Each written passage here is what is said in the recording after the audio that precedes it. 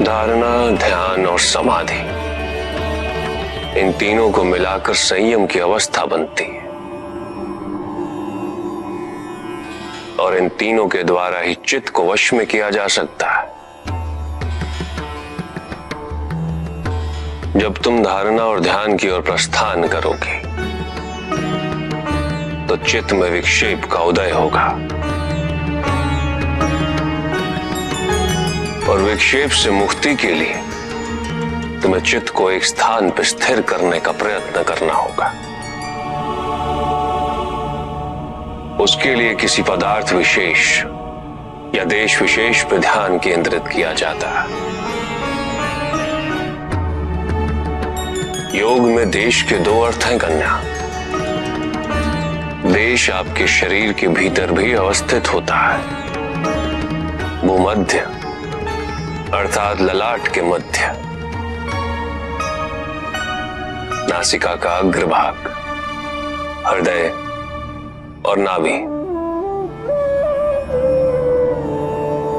यह हमारे शरीर में स्थित देश है।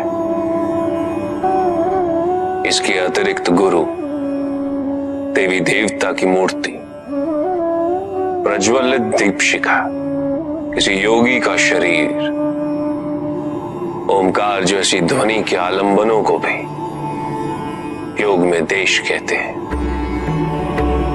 चित्त को किसी पदार्थ या देश विशेष में केंद्रित करने की प्रक्रिया धारणा है।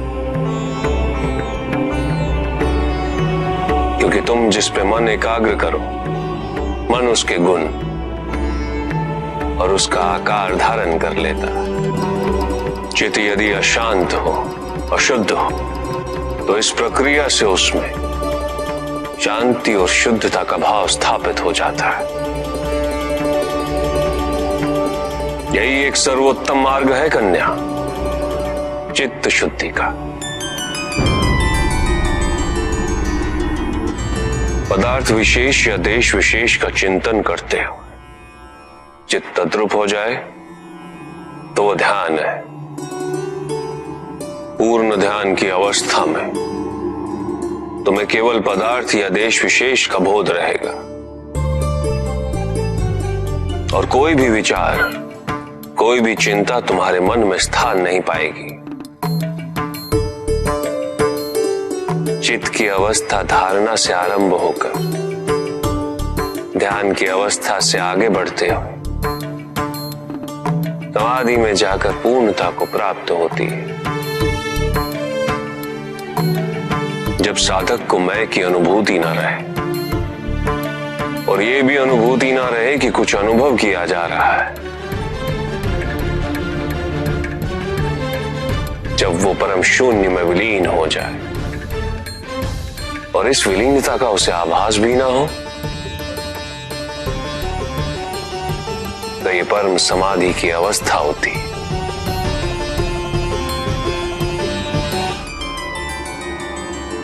श्वास दर्शन।